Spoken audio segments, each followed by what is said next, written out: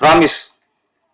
ஆமாம், சில இங்கிலீஷ் வார்த்தை வந்து நம்மளுக்கு இங்கிலீஷ் வார்த்தை தெரியாது, அது தமிழ் வார்த்தை மாதிரியே நம்மளுக்கு ஒரு புழக்கத்தில் இருக்கிறதுனால ப்ராமிஸுங்கிறது தமிழ் வார்த்தை மாதிரி ஆகிப்போச்சு. இப்போ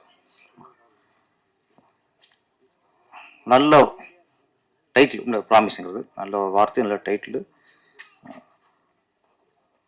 முன்னெல்லாம் நாங்களும் ஸ்கூலில் படிக்கிற காலத்தில் இந்த சத்தியங்கிற வார்த்தை ரொம்ப பவர்ஃபுல். அது எதாவது பேசும்போது அவங்களுக்கு பேசுறது பொய்ன்னு தெரிஞ்சா நீ சொல்ல உண்மையா சொல்லும்போம், அது சாங்க சொல்லிடுவோம். சத்தியம் சொல்லுன்னா கொஞ்சம் ஸ்ட்ரக் ஆயிரும். அந்த வார்த்தைக்கு ஒரு பயம் இருக்கும். சத்தியம் பண்ணி சொல்லும் போது கொஞ்சம் தயக்கம், பயம். ஏன்னா நம்ம பொய்யுங்கும் போது சத்தியம் பண்றது வராது. அந்த வார்த்தைக்கு அவ்வளோ ஒரு காலத்துல பயம் இருந்துச்சு சத்தியம்னா. அப்போ சொல்லுவாங்க, அவனுக்கு சத்தியம்னா சக்கரை பொங்கலும்பாங்க. இந்த பொய்யா சொல்லுவாங்க, இல்ல எல்லாம் சத்தியம் சொல்லுவாங்க. அம்மாவோட சத்தியம், குழந்தையோட சத்தியம்பாங்க, பொய் சொல்லுவாங்க. அவங்க சொல்லுவாங்க இவனுக்கு சத்தியம்னா அவன் சக்கரை பொங்கலும்பாங்க. சத்தியங்கிறது ஆமா, படிக்கிற காலத்துல உங்களுக்கு அவருக்கு யாருக்கும் தேட்டர் மட்டும் ஞாபகத்துக்கு இருக்கு, சத்தியம் தேட்டர் மட்டும் ஞாபகத்துக்கு வருது. எங்களுக்கு வாழ்க்கை ஞாபகம் வருது, அவருக்கு தேட்டர் ஞாபகம் வருது. படிக்கிறதுல டக்கு புக்கு வைப்பாங்க, புக்கு மேல அடிச்சு சொல்லுவாங்க, டக்கு பாய்க்கணும். எங்க புக்கில் சத்தியம் பண்ணா படிப்பு வராமல் போயிருமோ அப்படின்னு பயம் இருக்கும். நம்ம திடீர் குழந்தை சத்தியம்பாங்க, புஸ்தக பொசிஷன் தெரிஞ்சா கொண்டாடி ஃபர்ஸ்ட் வேலை குழந்தை சத்தியம் பண்ண குழந்தை மேல ஒத்துக்குவான், சொன்னது பொய் தான் ஒத்துக்குவான். அது மாதிரி நிறைய விஷயங்கள் சத்தியம். இன்னைக்கு சத்தியத்துக்கு யாரும் பயப்படலை இன்னைக்கு. அதனால இன்னைக்கு நிறைய வன்முறைகள், கற்பழிப்புகள், எங்கே செய்தி பார்த்தாலும் ரொம்ப நாடு ரொம்ப மோசமாக போய்கிட்டு இருக்கு. சில வீடியோலாம் பார்க்க முடியாத அளவுக்குலாம் வன்முறைகள் அப்படி இருக்கு.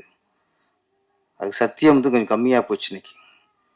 அதை டைட்டிலாக வச்ச நம்ம இயக்குனர் அருண்குமார் சேரனுக்கு நன்றி சார். கரெக்டாக சொன்னேன்? ஆமாம்மா, சத்தியம் இது வேற சத்தியம் சொல்லிட்டு ரொம்ப இருக்கும். ஆமாம், அவரே கதாநாயகன். ஆமாம், கதைக்கு ஏற்ற நாயகன். வழக்கம் போல கதாநாயகி வரல, அது ராஜன் சார் டிபார்ட்மெண்ட், அவர் பேசுவார் அதை பற்றி. கதாநாயகி வரல. நீங்கள் எவ்வளோ சொன்னாலும் நான் சரியா படம் ஆரம்பிக்கும் போது கதாநாயகிட்ட ஒரு சத்தியம் வாங்கணும். நான் ஆடியோ லஞ்சுக்கு வருவேன், எல்லா ப்ரொமோஷனுக்கு வருவேன், இது இந்த படத்தின் மேல் சத்தியம் அப்படின்னு சத்தியம் பண்ணிட்டு தான், ப்ராமிஸ் வாங்கிட்டு தான் நீங்கள் படத்தை ஆரம்பிக்கும் போல இருக்கு. இந்த ஆடியோ லஞ்சில் பாடல் ரொம்ப காலத்துக்கு அப்புறம் நிறைய ஆடியோ லஞ்ச் வந்திருக்கோம். 3 பாடலுமே நம்மளை ஈர்த்தது. ஏதோ பாட்டு பார்க்கணும் இல்லாம டியூனும் சரி, வரிகளும் சரி, கவிஞர் பாலா அவர்கள் முழுக்க ஒரு தமிழ் ஆளுமை இருந்துச்சு. நல்லா பண்ணிக்காரு. நிறைய வரிகள், இளமை பொல்லாதது, நிறைய வரிகளை நல்ல சில வார்த்தைலாம் போட்டுருந்தீங்க சார், நன்றி சார். அந்த உடைந்து போனேன் நான், அது உண்மையிலேயே கொஞ்சம் பார்க்க நமக்குள்ள ஒரு இறுக்கம் வருது. எப்பவுமே இசைங்கிறது சிலது நம்ம ரசிக்கிறதுக்கும் நம்ம ஆடுறதுக்கும் ஜாலியாக இருக்கும் பயன்படும். சில இசை தான் நம்ம இதயத்துக்கும் அதுக்கும் ஒரு பாலத்தை அமைக்கும். இந்த 3 பாடலுமே இதயத்துக்கும் இசைக்கும் ஒரு பாலம் அமைச்சு. சரவணன் தீபன் அவர்கள் உண்மையிலே மிகச்சிறந்த இசையமைப்பாளர் சார். அது மாதிரி விஷுவல், அந்த 3ஆவது சாங்கு கேமராமேனுக்கு வாழ்த்துக்கள், நல்லா ஒளிப்பு செஞ்சிருந்தாரு. கதை இருக்குங்கிறது தெரியுது. ஆனால் இப்போ ட்ரெய்லர் பார்க்கும்போது சில கதை இருக்கு அப்படிங்கிறது கொஞ்சம் மனசுக்கு படுது. ஏன்னா அங்கங்கே லவர் தலையில சத்தியம் பண்ணிட்டு இருக்காரு. ஒருத்தர் எங்கே அதிகம் சத்தியம் பண்ணுறானோ அங்கே உஷாராயிடணும். ரொம்ப ரேராக சரியான இடத்துல சத்தியம் பண்ணாதான் அது சரியா இருக்கும். அப்பப்போ நான் சத்தியம் சொல்றேன்னா, நான் சத்தியம் ஒரு நாளைக்கு 10 சத்தியம் பண்ணுவாங்க. அவன்கிட்ட கொஞ்சம் டேஞ்சரா இருக்கணும். இப்போ ஆமாம். இந்த ஹீரோ தெரியல எத்தனை சத்தியம் பண்ணான்னு தெரியல. ஆனால் அப்பப்போ காயலி தலையில் சத்தியம் பண்ணுறாரு. அப்பயே அதில் கதை இருக்குன்னு தெரிஞ்சு போச்சு. முந்தான முடிச்சில் இன்ட்ரோல் பேஸ்மெண்ட் பாக்கியராஜ் மேலே ஊர்வசி பள்ளி சுமத்துருவாங்க. கடைசி பாரு சொல்லுவார், குழந்தைய போட்டு இதை தாண்டும் பாரு, தாண்டிடுவாங்க. பொய் சத்தியம் தான், தாண்டிடுவாங்க. அங்கேயே கதை ஆரம்பிக்கும். அது மாதிரி இவர் கதனாய் தலையில் கை வச்சுட்டாரு, கதை ஆரம்பிச்சிருச்சுன்னு நினைக்கிறேன். நான் அந்த சத்திய சோதனைங்கிறது அப்புறம் வரும். செகண்ட் ஆஃப் சத்திய சோதனை நினைக்கிறேன். Okay okay. சிறிய படம் அப்படின்னாலே கண்டென்ட் தான். சிறிய படங்கிறது பெரிய ஆர்டிஸ்ட் இருக்க மாட்டாங்க, பெரிய ஹீரோ இருக்க மாட்டாங்க, பெரிய கேமராமேன் இருக்க மாட்டாங்க, பெரிய பட்ஜெட்லாம் இருக்காது. சிறிய கதையில் கண்டென்ட் இருக்கும், நல்ல கதை இருக்கும். நல்ல கதை, வித்தியாசமான கதை இருந்தால் தான் அது சிறந்த படம். கமர்ஷியல் படம் வேற, சிறந்த படம் வேற, நல்ல கருத்துள்ள சமூகத்துக்கு தேவையான படங்கள் வேற. வாழ்க்கைக்கு தேவையான கதைங்கிறது சில படங்கள், சமூகத்துக்கு தேவையான கதைங்கிறது சில படங்கள். இது என்னை பொறுத்த வரைக்கும் இந்த ப்ராமிஸ் திரைப்படம் வந்து வாழ்க்கைக்கு தேவையான கதைன்னு நினைக்கிறேன். கரெக்டா சார்? நாங்கள் சும்மா முழுசும் ட்ரெயிலில் பார்த்துட்டு நாங்களே கொஞ்சம் முடிவு பண்ணிக்குவோம்.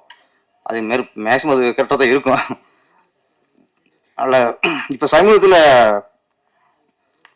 ஒரு 10 சின்ன படம்லாம் 2 படம் தான் சக்ஸஸ் ஆகிருக்கு. சில சின்ன சின்ன படங்கள் வந்துட்டு அப்புறம் சின்ன படங்கள் பார்க்குற அந்த மோகத்தையும் வேகத்தையும் குறைச்சிருது. ஆடியன்ஸ் பயப்படுறாங்க.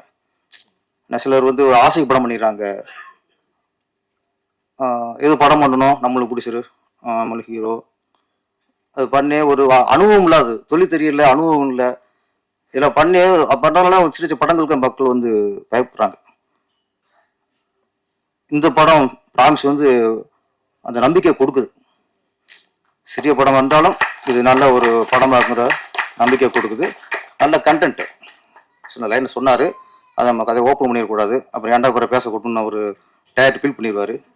அந்த கண்டென்ட் நல்லா இருக்கு, தேவையான கண்டென்ட் தான். ஆமாம். மனைவிமார்கள் ஈஸியாக புருஷனை நம்பிடுவாங்க, அது காலம் நம்பிடுவாங்க. ஆமாம். அதுக்கப்புறம் வர வினைகள்லாம் அப்புறம் வேற விஷயம். இந்த படம் கண்டிப்பாக வெற்றி அடையணும். நேவிலேருந்து வந்திருக்காரு ப்ரொடியூசரு. லென்த் அடிச்சார்ல, அடிச்சாருவாங்க. ஆமாம், மிஷின் கன் மாதிரி. வாழ்த்துக்கள் சார். ராஜன் சார், வாழ்த்துக்கள். இப்போ பாருங்க, இப்போ சின்ன படங்கள் வருது. இன்னைக்கு வந்து ரீரிலீஸுக்கு உள்ள அந்த ஒரு வரவேற்பு இன்னைக்கு ஸ்டேட் ரிலீஸ்லுக்கு படங்களுக்கு இல்லை. மிகப்பெரிய ஒரு ஆபத்தில் இருக்கும். படையப்பா வந்துச்சு, பெரிய ஹிட்டு. அது கூட சின்ன இப்போ இந்த படங்கள் எதுவும் கலெக்ஷன் ஆக மாட்டேங்குது. இப்போ மங்காத்தா இன்னும் 4 நாளைக்கு ஃபுல் ஆயிடுச்சு தேட்டலாம். அதோட படங்கள் திணறுனா இப்போ திரௌபதி 2 மங்காத்தா கூட அது வந்துச்சு. இப்போ அவரு இயக்குனர் மோகன்ஜி அவர் தைரியத்தை பாராட்டணும் சார். மோகன்ஜி தைரியத்தை. ஒரு மனுஷன் படம் சரியான வசூல் இல்லைங்கிறது 3 நாள் சொல்றாரு சார். இருந்தாலும் ஓப்பன் வீடியோவில் யாருக்கு தைரியம் வரும்? எல்லாருமே ஃப்ளாப் ஆன படத்துக்கு ஒரு 2வது நாளே வெற்றியில் கொண்டாடிருக்காங்க. படம் கலெக்ஷன் ஆகல, ஆனா சக்சஸ் மீட்டிங். ஆனா ஒரு மோகன்ஜிங்கிற ஒரு இயக்குனர் உண்மையை நான் பாராட்டுறேன். மங்காத்தாவோட விட்டு தப்பு. மங்காத்தாக்குள்ள வரவேற்பு என் படத்துக்கு இல்லை, அங்கேயுள்ள ஓப்பனிங் வந்து என் படத்துக்கு இல்லைன்னு ஒரு மனுஷன் 3வது நாள் வந்து பேட்டி கொடுக்குறான்னா உண்மையிலே ஒரு தைரியமான இயக்குனர் வரும். பொய்யா வந்து என் படம் வெற்றி ஒரு 2 நாள் இவ்வளவு வசூல், 3 நாள் அந்த வசூல் சொல்லாம ஓப்பன் ஸ்டேட்மெண்ட். ஆனால் படம் நல்லா டாக் இருக்கு. பார்த்தவங்க சொல்றாங்க நல்லா இருக்குங்கிறாங்க. ஒரு சின்ன பட்ஜெட்ல பிரமாணம் எடுத்திருக்காங்க, எல்லாம் பாராட்டெல்லாம் இருக்கு. என்னன்னா நம்மளுக்கு மக்கள் வந்து இந்த சிறிய படங்கள் பார்க்க பயப்படுற சொல்லலாம். அந்த பயம் வந்து அங்க போகாம ஏற்கனவே வெற்றி அடைஞ்ச படம் மங்காத்தா வரும்போது அதுக்கு போயிடறாங்க. அப்ப சிறிய படங்கள் பார்க்குற பயத்தை நம்ம தமிழ் திரையுலகம் கொடுத்துருக்கு. அது கொடுத்தனாலதான் தயங்குறாங்க. இது தொடர்ந்து நிறைய படங்கள் இப்ப ரெடி ஆயிட்டு இருக்கு. இப்ப பாருங்க, ரஜினி சார் படமே அடுத்து எஜமான், மன்னன் எல்லாம் ரெடி ஆகிட்டு இருக்கு. அதுக்கப்புறம் விஜய் சார் படம் தெரி, இது மாதிரி ரெடி ஆகிட்டு இருக்கு. நிறைய படங்கள் ரீரிலீஸுக்கு இப்போ ரெடி ஆகிட்டாங்க. இது இப்போ ஸ்ட்ரெயிட் ஆஃப் படம் ரிலீஸ் ஆகிறதுக்கு ஆபத்தை உண்டாக்கும். அப்போ இங்கேயும் ப்ரொடியூசர்ஸ்லாம் ராஜன் சார் ப்ரொடியூசரை பற்றி பேசிட்டே இருப்பார். உஷாரா இருங்கயா, சரியா இருங்கயா, கரெக்டாக இருங்கயா அப்படின்ட்டு. ஒரு கண்ட்ரோல், ஒரு கட்டமைப்பு வேணும். இப்போ ரீரிலீஸ் வரும்போது இன்னும் சின்ன படங்கள் பண்ணக்கூடாது, அதெல்லாம் வரணும். ஏன்னா நம்ம பாதிப்பு நம்ம தான். இது மங்காத்தாவை ஓடாலும் பாதிப்பு இல்லை. ஏன்னா ஏற்கனவே ஓடி பல கோடி வசூலான படம் அது. ஆனால் இப்போ ஃப்ரெஷ்ஷாக வந்து ஒரு படம் அதோட மோதி சரியாக போலிங்கும் போது இது வாழ்க்கை பிரச்சனை. அது ஓடினா ஒன்றும் பிரச்சனை இல்லை, ஓடலாம் பிரச்சனை இல்லை. ஏற்கனவே வெற்றி படம் தானே. படையப்பா வந்து ஓடினாத்தான் ரஜினி மார்க்கெட்டா, மங்காத்தப்ப ஓடினாத்தான் அஜித்துக்கு மார்க்கெட்டா? அது ஒரு ஃபேண்டசி. ரீரிலீஸுங்கிறது ஃபேண்டசி, ஸ்ட்ரெயிட் ரிலீஸுங்கிறது வாழ்க்கை, வாழ்வாதாரம். அப்போ ஃபேண்டசி படம் ரிலீஸ் ஆகும்போது வாழ்வாதாரம் படம் அடிபடுது. இன்னைக்கு திரௌபதி 2ங்கிறது இன்னைக்கு மங்காத்தோட ரிலீஸ் ஆகி அது வசூல் தள்ளாடுது. இதெல்லாம் பிடிச்சிட்டு கவனிக்கணும். நம்ம நாட்டுக்கு அப்படியே வெளியே வந்து அன்னைக்கே அடிச்சு நம்ம ஓச்சு போகிறோம் ஒரு இயக்குனர், ஒரு தயாரிப்பாளர். இது நிறைய படம் வரப்போகுது. அதான் சொல்கிறேன், நிறைய படங்கள் ரஜினி படம் நிறையா இருக்குது, விஜய் படம் நிறையா இருக்குது, அடுத்து அஜித் படம் நிறையா ஆரம்பிச்சுருவாங்க. உன்னை இருந்தால அது ஒன்று ரெடியாக இருக்குது, இப்படி போயிட்டுருக்கு. அது ஒன்று. இன்னொன்று, நம்ம சினிமாவில் இருந்தாலும் நம்ம கவலைப்பட வேண்டிய விஷயம் இப்போ ஒன்று, ஜனநாயகன். யாரும் வந்து கவலைப்படுற மாதிரி தெரியல. அதை பற்றி சென்சார் பிரச்சனையில் ஒரு படம் சென்சார் பிரச்சனையில் இத்தனை நாள் இழுத்தடிக்குங்கிறது கேள்விக்குறியாக இருக்குது. ஏன் இது சென்சார் காரணமா, சிலர் மத்திய அரசு காரணமா, பிஜேபி காரணமா? எல்லாம் விடுங்க சார். ஒரு படம் சார், சென்சார் ஒரு படைப்புங்கிறது சில சென்சார்கள் வன்முறை குறைம்பாங்க, ஆபாசம் அதிகம் ஆபாசத்தை குறைம்பாங்க, இல்லை கூடுதலாக இருந்தால் ஏசி பிட்டு கொடுத்துருவாங்க, ரிலீஸ் பண்ணிக்கோ, ஆனால் ஏசி பிட்டு தான்பாங்க. இவ்வளோதானே சார் மேட்ரு, இவ்வளோதானே மேட்ரு. அதில் நீங்கள் கட் பண்ண சொல்லி அவன் கட் பண்ண மாட்டோம் அப்படின்னு பிடிவாதம் இருந்தீங்கன்னா பிரச்சனை இருக்கும். என்ன சொன்னீங்க? என்ன வெளிப்பட கோர்ட்டு படக்கும் வெளிப்படைத்தன்மை வேணும், அதுவும் இல்லை இங்கே. இப்போ நான் ஒரு ஒரு ஒரு இயக்குனர், ஆனால் சினிமாக்காரன் நான் பேசும்போது ஒரு திரைப்படம் ஏன் ஒரு சென்சாருக்கு போய் ஏன் அத்தனை நாள் ரிலீஸ் ஆகாமல் இருக்கு? நான் ஒன்று சொல்கிறேன், மத்திய அரசுக்கும் சொல்கிறேன், சென்சாருக்கும் நான் சொல்லிக்கிறேன். ஒரு ஆண்டில் தமிழ் திரையுலகில் மட்டும் ஒரு ஆண்டில் 1000 கோடிக்கு மேலாக எங்கள் சினிமா வரிப்பணம் உங்களுக்கு வருது.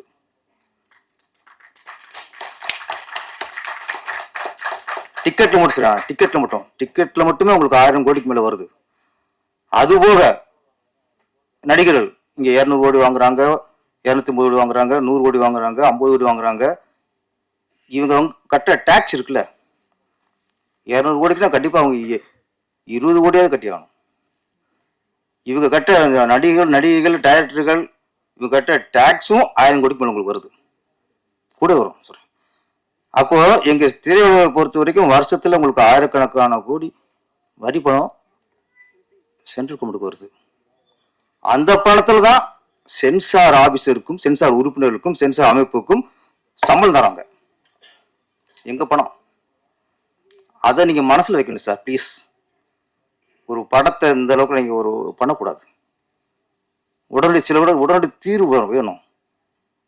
என்ன பிரச்சனை? வெளிப்படுத்தணும் வேணும்ல. ஒரு திரைப்படத்தை ஏன் இவ்வளவு ஏன் ஒரு மாசம் கூட முடிவு வரணும்? என்ன மத்திய அரசும் சிந்திக்கணும், சென்சாரும் தயவுசெய்து சிந்திங்க. ஒரு படத்தை வந்து ஒரு சென்சாருங்கிறது நீங்கள் உங்கள் தணிக்கைக்குள்ளதான். சிலதை தனிச்சு விட்டுருங்க, கட் பண்ணி தூக்குங்க, இது வேணாம், இதான் மேட்ரு, அதை சொல்லிட்டு முடிவுக்கு வர முடியானே.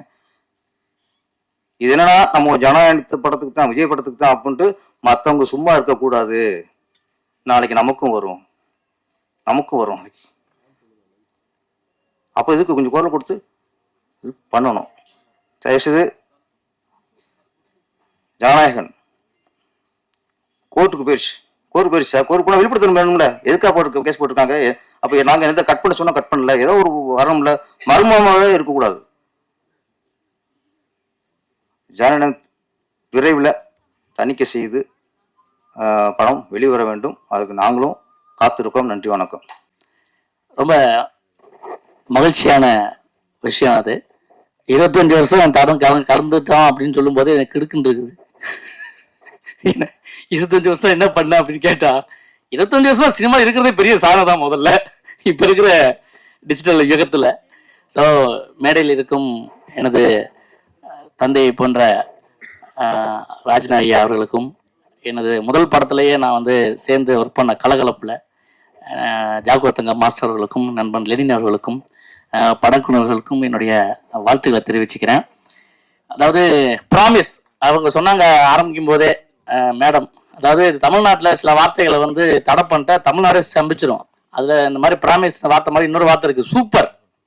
இந்த வார்த்தையை வந்து நீங்கள் தடை பண்ணிட்டீங்கன்னா தமிழ்நாடே ஸ்தம்பிச்சிடும். அந்த மாதிரி நிறைய வார்த்தைகள் இருக்குது. அப்படி ஒரு கேப்ஷனாக நல்ல ஒரு அருமையான ஒரு டைட்டில் ப்ராமிஸ் அப்படின்னு வச்சுட்டாங்க. அதை பேரரசன் சார் வந்து அந்த டைட்டிலுக்கு இருக்க வலிமையை பற்றி பேசினாரு. அது ரொம்ப சிறப்பாக இருந்தது. ஒரு ஒரு படத்துக்கு தலைப்பு ரொம்ப முக்கியம். அது அது வந்து தான் பசை, அதை பார்த்து தான் அது இருக்கும். இப்போ என்னன்னா, சில ட்ரெய்லர்லாம் பார்ப்போம். ட்ரெய்லர்லாம் பார்த்தோன்னா என்ன பண்ணுவாங்க, ட்ரெய்லர் பார்க்கும்போதே படத்தில் நல்ல சிறந்த டைலாக்கு, சிறந்த சீனு, சிறந்த எல்லாத்தையுமே வந்து அதை 2 நிமிஷத்தில் எடுத்து வச்சிருவோம். ட்ரெய்லர் பார்க்கும்போது என்ன தெரியும்னா, மொத்த படமும் இப்படி தான் இருக்கும்போது நினச்சிட்டு வந்து உட்காந்துருவாங்க. மொத்தமே அந்த 2 நிமிஷம் சீன் தான் நல்லா இருக்கும் போல படத்தில். சில படம் அப்படிலாம் இருக்கு. பட் இந்த படம் பார்க்கும்போது அப்படிலாம் தோணலை. அற்புதமான இசை, ரொம்ப நாள் கழிச்சு லைவ் நிறைய இன்ஸ்ட்ருமெண்ட் போட்டு இந்த படத்துக்கு பாடலுக்கு இசையமைச்சிருக்காங்க. ரொம்ப அதான் உயிர். அதாவது ஒரு கதைக்கும் ஒரு சினிமாவுக்கும் நேராக பார்த்த காட்சிகள் அப்படி முக்கியம். அதாவது அந்த படைப்பாளி வந்து இந்த விஷயத்த நேரடியாக பார்த்துருக்கணும். அது மாதிரி அருண்குமார் சேகரனுக்கு நிறைய உண்மையான விஷயங்களை நேரடியாக பார்த்து தான் இதை ஒரு நல்ல கதை, அதாவது நல்ல உண்மையான ஒரு கதையை சொல்லணும்னு ப்ராமிஸா ஒரு படம் பண்ணியிருக்காரு. அதுக்காக அவருடைய வாழ்த்துக்கள். அவரே கதாநாயகன் நடிச்சிருக்காரு, அதுக்கு இன்னொரு டபுள் டமாக்கா வாழ்த்துக்கள். அதாவது ஒரு படம் பண்ணும்போது இப்போ ஸ்க்ரீன் பண்றோம் அப்படின்னா, பிரசாத்ல ஸ்க்ரீன் பண்றோம், எல்லாரும் படம் பார்க்க வாங்கன்னு நம்ம தெரிஞ்சவங்க எல்லாம் கூப்பிட்டு படம் பார்க்கும்போது முன்னாடி சேர் போட்டு ஒரு கால் மேல கால் போட்டு நான் ஒரு படம் எடுத்துக்க பாரு அப்படின்னு கால் போட்டு உட்காரணும். அதை விட்டுட்டு படத்தை போட்டுட்டு பின்னாடி போய் நின்று கை கட்டு, ஐயோ படம் முடிஞ்சு என்ன சொல்ல போறாங்க தெரியலையே அப்படின்னு நடுங்கிட்டு ஒரு படம் பண்ணக்கூடாது. ஆனா அந்த மாதிரி முன்னாடி சேர் போட்டு உட்கார மாதிரி ஒரு படம் பண்ணியிருக்காரு அருண்குமார். ரொம்ப இயல்பான முகங்கள் படத்துல, ரொம்ப யாருமே பார்க்கல, புதுசா இருக்காங்க எல்லாருமே, ஆனா ஃப்ரெஷ்ஷா இருக்காங்க. முக்கியமா போட்டோகிராஃபிக்கு, சினிமாட்டோகிராஃபிக்கு அசத்திட்டாங்க. அந்த கடைசியா 3ஆவதா போட்ட பாட்டலோட இறுதி காட்சி இன்னும் மனசுலயே எனக்கு இருக்குது. பிரமாதமான ஒளிப்பதிவு. ஸோ பாடலாசிரியர் பாலா ரொம்ப அருமையா எழுதியிருக்காரு. அது நிறைய தமிழ் வார்த்தைகளை பயன்படுத்தியிருக்காங்க. அது ரொம்ப முக்கியம். சினிமா இன்னைக்கு வந்து சின்ன படங்களுக்கு நிறைய இந்த மாதிரி இடத்துல வந்து சின்ன படங்கள் பட்ஜெட்னாலே போராளிகள் மாதிரி வந்து நின்றுவாரு. அண்ணன் ராஜன் அவர்களும் சரி, ஜாகோத்தங்க மாசம் சரி, பேரரசன் சரி. ஏன்னா அதுக்கு சின்ன படம் நிறைய கத்த வேண்டி இருக்குது. பெரிய படம் வந்து ஆட்டோமேட்டிக்கா வெளியே இருக்கவங்க கத்திடுவாங்க, அதனால அது ஆட்டோமேட்டிக்கா அதுக்கு பப்ளிசிட்டி வந்துருது. ஆனா சின்ன படங்களுக்கு நாம கத்த வேண்டி இருக்குது. இன்னைக்கு எப்படின்னா, சினிமாவுக்கும் சீரியலுக்கும் என்ன டிஃபரெண்ட் தெரியுமா உங்களுக்கு? அதாவது சீரியல்ல வந்து நடிக்கிறவங்களை பார்த்து வீட்டில் இருக்கவங்க ஆளுதா அது சீரியல். சினிமா எடுத்தவனே ஆளுதான் அது படம். எடுத்தவனே ஐயோ இவ்வளவு சின்ன படங்களுக்குள்ள நிலைமையை சொல்றேன். ஸோ ஊடக நண்பர்கள், பத்திரிகையாளர்கள் எல்லாமே நிறைய நல்ல விஷயங்கள்ல இருக்குது. இதெல்லாம் கூட ஓப்பனிங்ல ஒரு நல்ல ஒரு விஷயம், அந்த இதெல்லாம் நீ போட்டிருக்கியா, பழக்கமே இல்லையா அப்படின்ற மாதிரிலாம் ஒரு அதாவது இந்த படத்தை பார்க்கணும் அப்படிங்கிற நோக்கத்தை ஒரு சில விஷயமா வச்சிருக்காங்க. ப்ராமிஸா அந்த படம் நல்லா இருக்கணும் அப்படின்னு நம்பலாம். ஸோ படக்குழு அனைவருக்கும் என்னுடைய அன்பான வரவேற்பையும் வாழ்த்துக்களையும் உங்கள் சார்பாக தெரிவித்து நன்றி கூறி விடைபெறுகிறேன். நன்றி, வணக்கம். Thank you sir. இது சத்தியம். நான் எனக்கு உயிருக்கு ஆபத்துக்கு ஆனா மட்டும் நான் யூஸ் பண்ணுவேன், இல்லை யூஸ் பண்ண மாட்டேனே. வரமக்களுக்கு சத்தியம் வாங்கினாரு. அது இன்னைக்கு வரைக்கும் பயந்துட்டு இருக்கேன். சொல்லி தர்றதுக்கும் பயம், செய்யறதுக்கும் பயம். அந்த சத்தியம் தான் எனக்கு ஞாபகம் வந்துச்சு இந்த ப்ராமிஸுங்கும் போது. ஆனால் சத்தியம்னா பேரரசு சொன்ன மாதிரி சத்தியத்துக்கு ஒரு பலம் ப்ராமிஸ்க்கு கிடையாது. அம்மாவுக்கு ஒரு பலம் மம்மிக்கு கிடையாது. அந்த மாதிரி தான் இந்த ப்ராமிஸ். ஆனால் இது வந்து ப்ராமிஸ் அப்படிங்கும் போது இது வந்து நமக்கு ஒரு உணர்ச்சியை தான் தோணுச்சு. ட்ரெய்லரை பார்க்கும்போது நான் வந்து கொஞ்சம் லேட்டாக வந்து நின்றுட்டு பார்த்தேன். சாங் பார்க்கும்போது நம்ம அருண் சார் வந்து நடித்ததை பார்த்தேன். ஒரு பெரிய பாறையில இருந்து நடிச்சுட்டு இருந்தாரு. உணர்ச்சி வேகத்தில் பாறை வந்து டைவ் பண்ணிட போறாருன்னு பயம் வந்துட்டேன். ஏன்னா அவர் நடிச்சாரா வாழ்ந்தாரான்னு தெரியல, அந்த மாதிரி அற்புதமாக நடிச்சிருந்தாரு. உண்மையிலே கிரேட் அருண் சார். ரொம்ப நான் அவர் ரொம்ப நாளாக பார்த்துக்கிட்டு இருந்தேன். சரி ஏதோ சும்மா குழந்தை மாதிரி வந்துட்டு போயிட்டு இருப்பாருன்னு பார்க்க, பார்த்தா பிரமாதமா நடிச்சிருக்காரு. இன்னொரு நடிகர் திலகம் மாதிரி நடிச்சிருக்காரு. ரொம்ப சந்தோஷமா இருந்துச்சு. இல்ல நடிகர் திலகம் மாதிரி, நடிகர் திலகத்தை ஈர்க்கவர் யாரும் இல்லை, அவர் மாதிரி தான் சொல்றேன். எல்லாருமே நடிகர் திலகம் மாதிரி தாங்க நடிக்கிறாங்க. யாரும் எல்லாமே அவர் பார்த்து தான் காப்பி அடிக்கிறோம். அப்ப நான் கூட நடிக்கிறேன்ல, அவரை பார்த்து காப்பி அடிச்சு தான் நடிச்சுக்கிட்டு இருக்கேன். அவர் படம் பாக்குறேன், சரி என்னென்ன படம் பண்ணலாம் நடிக்கலாம் அப்படின்னு. நான் புரட்சி தலைவர் எம்ஜிஆரையும் பாக்குறேன். ஏன்னா சண்டைங்கிறதுனால அவரை கொஞ்சம் ஃபாலோ பண்றேன். நீங்க நடிகர் திலகத்தை ஃபாலோ பண்ணிருக்கீங்க. அதனால நான் உண்மையாவே சத்தியமா அந்த இடத்துல சொன்னேன், இவர் என்ன மேல இருந்து விழுந்து வரால, காதல் பெயிலே இல்லை அப்படின்னு நினைச்சேன். அந்த மாதிரி உண்மையில லவாஸ் ஆகுது படத்துல தான் லெவல. சரி ஓகே. அப்புறம் மியூசிக் டைரக்டர் ரொம்ப பிரமாதமா பண்ணியிருக்காரு. அதோட அந்த பாலா பாடல் எழுதினார் இல்லையா, ரொம்ப அற்புதமா எழுதியிருக்காரு. ரொம்ப சந்தோஷமா இருக்கு சார் உங்களை பாடல் பார்க்கும்போது. லெலின் சார் இப்போ வந்து ஒரு படம் நடிச்சு அது பெரிய ஹிட் ஆச்சு. இப்போ அடுத்த படம் அவர் பண்ணிட்டு இருக்காரு, அவருக்கும் வாழ்த்துக்கள். ராஜன் சார் வந்து சினிமாவுக்காக வாழ்ந்துட்டு இருக்காரு. அதாவது என்ன உடம்பு சரியில்லாலும் சரி, ஒரு ஃபங்க்ஷன் தான் அழைச்சா வந்துருவாரு. அவருக்கு உண்மையிலே எல்லாருமே கைத்தட்டுங்க அவருக்கு. அதுதான், வேற ஒன்றும் நம்ம செய்ய போறதில்ல. இந்த கைத்தட்டல் மட்டும்தான் அவருக்கு உற்சாகத்தை கொடுக்கும். ஏன்னா சினிமாவில் அவர் உழைச்சது ஃபுல்லாவே வந்து சினிமாக்காரங்களுக்காக, அவருக்காக உழைக்கல. எனக்கு தெரிஞ்சு அன்னைக்கு கிட்டத்தட்ட ஒரு 40 வருஷம் தெரியும். அவர் சினிமாக்காக மட்டும் உழைச்சிருக்காரு, அவருக்காக உழைச்சாருன்னு எனக்கு தெரியாது. ஆனால் அந்த மாதிரி நல்ல மனிதர் வந்திருக்காரு, அவருக்கு சந்தோஷமான வரவேற்பு. அதுக்கப்புறம் வந்து பார்த்தீங்கன்னா எங்கள் சகோதரன் ரஞ்சித், அவருக்கும் அவர் சீக்கிரம் அவர் படம் ரிலீஸ் ஆகணும்னு வேண்டிக்கிறேன். ஒரு மேடையில் இருக்க அனைத்து எடிட்டர்ஸ் வந்திருக்காரா? எடிட்டர் சார் சூப்பர், நல்லா பண்ணியிருக்கீங்க. ஏன்னா நான் அந்த சாங் பார்த்தேன், ரொம்ப நல்ல அற்புதமான எடிட்டிங், கேமராமேன் அற்புதமாக ஒர்க் பண்ணியிருக்காங்க. எல்லாத்துக்கும் மேலே ப்ரொடியூசர் ரொம்ப அற்புதமாக ஒர்க் பண்ணியிருக்காரு, அற்புதமாக பேசினாரு. உண்மையில விட்டா நான் சாயங்காலம் 5 மணி வரைக்கும் பேசுவேன்னு நினைச்சேன். ஏன்னா 4 பக்கம் 8 பக்கம் 2 பக்கம் எழுதியிருக்காரு. அது இல்லாமல் ஃபர்ஸ்ட் இந்த 4 பக்கம் பேசுவார்ல, அதுல இடையில ஒரு 3 பக்கத்தை உள்ள விட்டாரு எதார்த்தம் பேசும்போது. அப்ப நினைச்சேன் அப்படின்னு சாயங்காலம் ஆயிடும். அப்ப அவர் யாராவது சொன்னாங்க, இல்ல சார் ஒரு 5 மணிக்கெல்லாம் முடிச்சிருவாரு. அக்கா எங்க கவிதா அக்கா வந்து சொன்னாங்க, என்னங்க இவ்வளவு நேரம் பேசிக்கிட்டு இருக்கீங்க அப்படின்னாங்க. மேட்டர் முடிஞ்சிச்சு. சரி ஓகே. இந்த படம் ட்ரெய்லரு சாங்கு எல்லாமே பேரரசு வந்து சும்மா சாதாரணமா பாராட்ட மாட்டாரு. அவர் நான் எல்லாம் பார்க்கலனாலும் நான் ஒரு சாங் மட்டும் பார்த்தேன். அந்த சாங்லயே இந்த படம் எப்படி நம்ம ஒரு பானை சோத்துக்கு ஒரு பருக்க பார்ப்போம்ல, அந்த மாதிரி எனக்கு நான் பார்த்த வரைக்கும் இந்த படம் மிகப்பெரிய வெற்றி படமா அமையணும். ஏன்னா இந்த படத்தை பார்க்கணும். இந்த படம் பார்க்கும்போது தான் மக்களுக்கு வந்து நல்லா இருக்கும். நாங்க அதனாலதான் கில்டு சார்பா நாங்க வந்து 100 தியேட்டர் கில்டு பக்கமா நாங்க வாடகைக்கு எடுத்து அந்த படத்தை ரிலீஸ் பண்ணணும், எல்லா படத்தையும் ரிலீஸ் பண்ணணும்னு நினைச்சுக்கிட்டு இருக்கேன். மீண்டும் எங்களுக்கு எலெக்ஷன் வரும்போது நிச்சயமா வந்து எங்களுக்கு வந்து 100 தியேட்டரை கில்டு பேர்ல வாடகைக்கு எடுத்து முதல் கில்டுல யார் யார் படம் ரிலீஸ் பண்ணாலும் அத்தனை பேர் படத்தை ரிலீஸ் பண்ணி அந்த இது இன்னொரு இது ஆரம்பிக்கிறோம். அது ஒரு 60 லட்ச ரூபாய் செலவாகுது. நாங்க அதையும் பண்றேன். ஏன்னா பணம் நிறைய பணம் 6.5 கோடி ரூபாய் சேர்த்து வச்சிருக்கோம், சும்மா கிடக்கு பேங்க்ல. அது மெம்பருக்கு யூஸ் ஆகட்டும்னு நினைக்கிறேன். அது நாங்க சீக்கிரம் உங்களுக்கு சேரும்னு சொல்லிட்டு இந்த பிராமிஸ் படம் மிக மிக பெரிய வெற்றி அடையணும். என்ன நேரம் ஆயிடுச்சு. இப்போ ராஜன் சார் போய் என்ன ஒரு பார்வை பார்த்தாரு, என்ன தங்கம் அப்படின்ற மாதிரி இருந்துச்சு. இருந்தாலும் அவர் சாப்பிடணும் இல்லையா, ஏன்னா நம்மளாம் கரெக்டா சாப்பிட்ற ஆளுங்க. சின்ன வயசுலாம் சீக்கிரம் சாப்பிடணும், அதுக்காக அவரும் சீக்கிரம் சாப்பிடணும். இந்த விழா ரொம்ப நல்ல விழாவா இருந்துச்சு. காலையில வச்சிருந்தீங்க, அற்புதமான கூட்டம். எல்லாம் வேலூர்ல இருந்து நிறைய நண்பர்கள் வந்திருக்காங்கன்னு நினைக்கிறேன். ஏன்னா எல்லாரும் பார்த்தாக்க தெரிஞ்சு வேலூர்காரங்க நிறைய பேர். ஏன்னா நான் நிறைய பேர் அடிக்கடி நாங்கள் டோர்னமெண்ட்டுக்கு வர்றதுனால அதை பார்த்தேன். இந்த பிராமிஸ் படம் தமிழ் உலகம் இருக்க வரைக்கும் இருக்கும், பிராமிஸ் உலகம் இருக்க வரைக்கும் இருக்கணும், இந்த சத்தியமா நடக்கணும் அப்படின்னு சொல்லிக்கொண்டு, உலகத்துல இந்தியனா பிறக்கிறதுக்கு ரொம்ப கொடுத்து வச்சிருக்கணும். இந்தியன் தான் புண்ணிய பூமி. அதுலயும் தமிழனா பிறக்கிறதுக்கு எவ்வளவு புண்ணியம் பண்ணுனா தமிழனா பிறக்க முடியுங்கிறதுக்கு உதாரணம் சித்தர்களும் புனிதர்களும் நிறைய தெய்வங்களும் நிறைந்த நாடு இந்த தமிழ்நாடு. அந்த தமிழ் வாழ்க, தமிழ் வெல்க. வாழ்த்து வந்திருக்கிற தயாரிப்பாளர், இயக்குனர், நடிகர் மீது மிகுந்த அக்கறை கொண்ட, தமிழ் திரைப்படத்தின் மீது ஆர்வமும் அக்கறையும் கொண்ட பெரியோர்களே, மேடையில் இருக்கிற என் அருமை தம்பி ஜாக்குவார் தங்கம், தயாரிப்பாளர், ஒரு நல்ல தமிழர். தமிழன் பண்பாடே நன்றி சொல்வது. ஒருத்தரை கூட விடல, எல்லாரையும் கோட் பண்ணி அற்புதமா நன்றி சொன்னார். அது தமிழனின் உயிர் பண்பாடு. அதாவது அரசியல்ல சொல்லுவாங்க, சொல்லதெல்லாம் செய்துட்டோம், சொல்லாதையும் செய்துட்டோம். ஓட்டு போட்டவங்களுக்கு செஞ்சிட்டோம், ஓட்டு போடாதவங்களுக்கு செஞ்சிட்டோம். இவரு ஒத்துழைச்சவங்களையும் செஞ்சிட்டார், நன்றி சொல்லிட்டாரு. ஒத்துழைக்காதவங்களும் நன்றி சொல்லிட்டார்.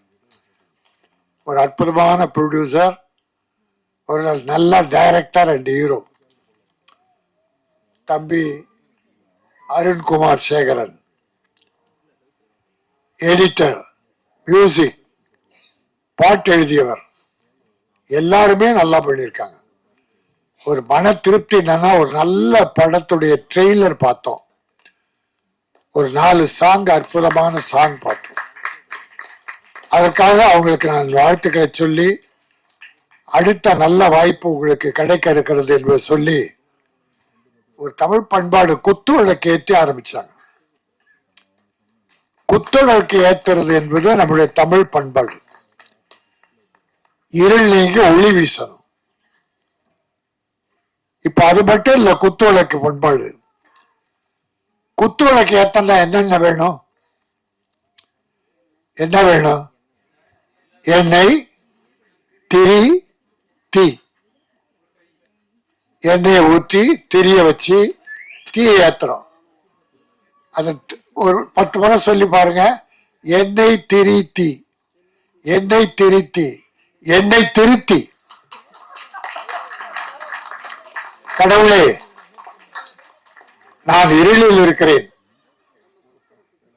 உனக்கு ஒளியேற்றுகிறேன், நீ என்னை திருத்தி என்னையும் வாழவை மக்களையும் வாழவை என்பதுதான் அது. மனிதனுக்குள்ள பொறாமை, பொச்சரிப்பு, பொல்லாங்கு, தீய வழக்கங்கள், அவன் அழிஞ்சு போகணும், இவன் கெட்டு போகணும் என்று நினைக்கிற அந்த இருள் நீங்கி என்னை திருத்தி பிறரை வாழ வைக்க நானும் வாழ இறைவா அருள் புரி என்பதுதான் அது. அதுபோல இந்த படம் ஒளி வீச, மக்கள் மனதில் இருளைக்கு ஒளி வீச குத்து விளக்கு ஏற்றப்பட்டது. ஆக அந்த அருமை பண்பாட்டை நான் வாழ்த்துகிறேன். நல்லா இருந்தது சாங், 4 சாங் நல்லா இருந்தது, எடிட்டிங் நல்லா இருந்தது, பிக்சரைஸ் நல்லா இருந்தது. எல்லாரும் சொல்லிட்டாங்க படம் வெற்றி பெறணும், வாழ்த்தணும், உண்மையா வாழ்த்தணும்னு. கவிதா என்ன கடைசியா விட்டாங்க, அதுக்கு ஒரு நல்ல காரணம்னு சொன்னாங்க, ஏத்துக்கிட்டேன். இந்த படம் வெற்றி பெறும், பெற்றால் அடுத்த படம் எடுப்பார். சினிமாவுக்கு லாபம், சினிமா தொழிலாளர்களுக்கு லாபம். பணம் வந்ததுன்னா திருப்பி எங்க ஆளுங்க என்ன பண்ணுவாங்க, அடுத்த படத்தில் தான் முதலீடு பண்ணுவாங்க.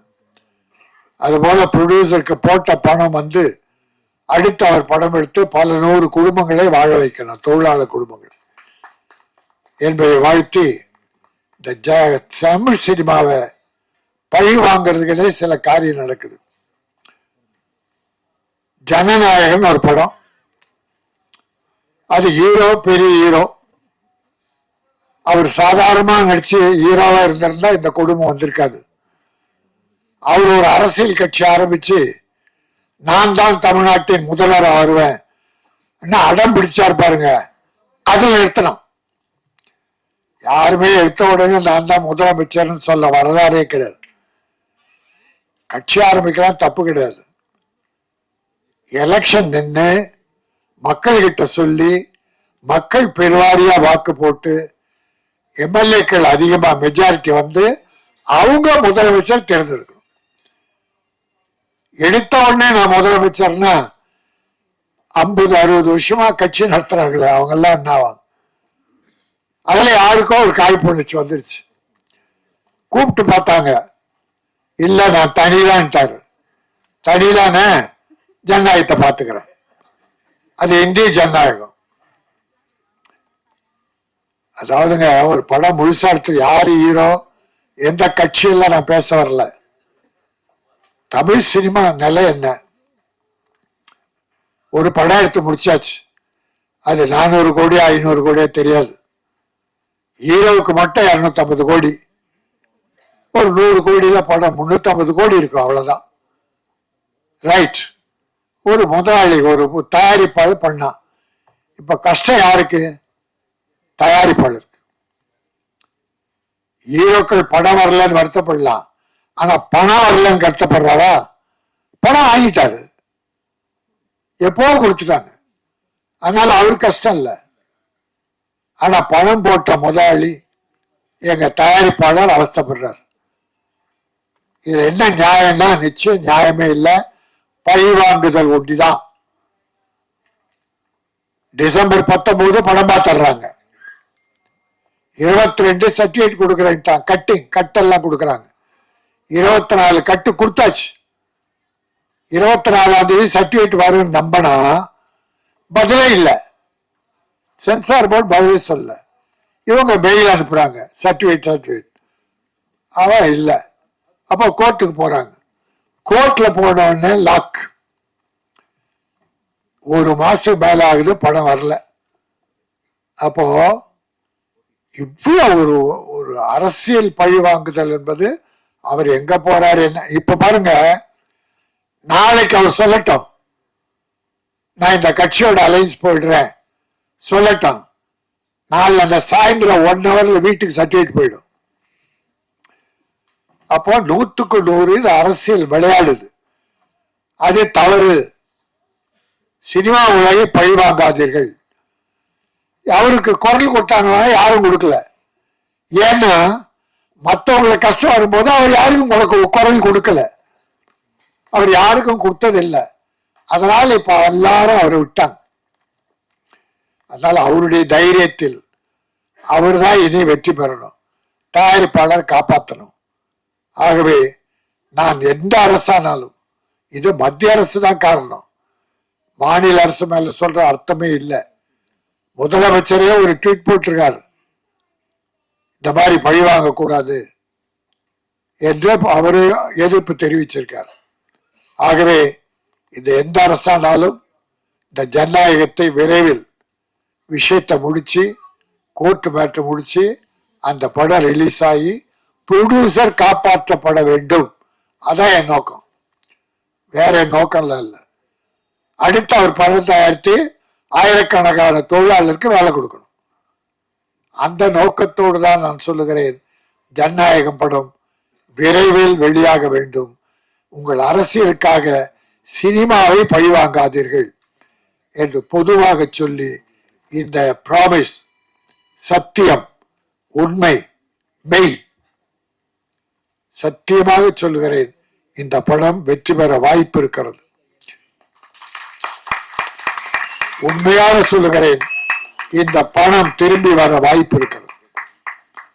நான் தயாரிப்பாளரும் கலைஞர்களையும் வாழ்த்தி இந்த படம் வெல்க என வாழ்த்து விடைபெறுகிறேன். நன்றி, வணக்கம்.